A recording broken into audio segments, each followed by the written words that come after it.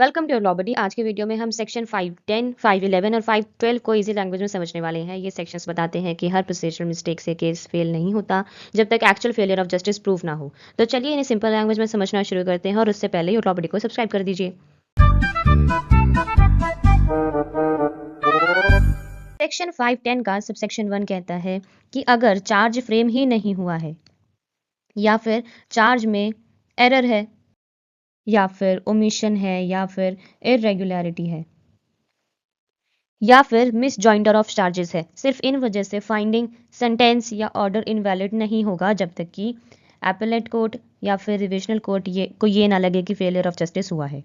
Subsection 2 कहता है कि क्लॉज ए, सबसेक्शन 2 का क्लॉज ए ये कहता है कि अगर चार्ज फ्रेम ही नहीं हुआ था तो कोर्ट चार्ज फ्रेम करने का ऑर्डर देगी और ट्रायल को चार्ज के बाद वाले स्टेज से दोबारा स्टार्ट करवाएगी। क्लॉज बी कहता है कि अगर चार्ज में एरर था, ओमिशन है या फिर इरेगुलरिटी थी तो कोर्ट फ्रेश चार्ज फ्रेम करवा कर न्यू ट्रायल ऑर्डर कर सकती है। प्रोवाइजो है इसमें एक, वो प्रोवाइजो कहता है कि अगर कोर्ट को लगे कि केस के फैक्ट्स के बेसिस पर कोई वैलिड चार्ज बन ही नहीं सकता तो कोर्ट कन्विक्शन क्वैश कर देगी।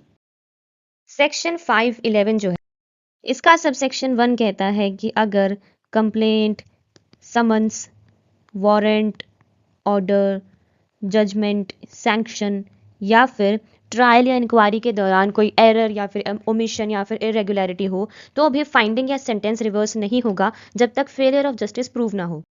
सबसेक्शन 2 कहता है कि कोर्ट ये चेक करेगी कि क्या एक्यूज ने ये ऑब्जेक्शन पहले रेज करा था या फिर वो पहले रेज कर सकता था और रेज करना चाहिए था क्या।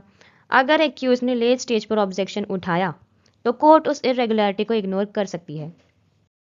सेक्शन 512 जो है ये कहता है कि अगर समन्स या फिर कन्विक्शन, रिट ऑफ अटैचमेंट या फिर प्रोसीडिंग्स में डिफेक्ट या फॉर्म की कमी है तो अटैचमेंट इलीगल नहीं माना जाएगा और जो पर्सन अटैचमेंट करता है वो ट्रेसपासर नहीं होगा।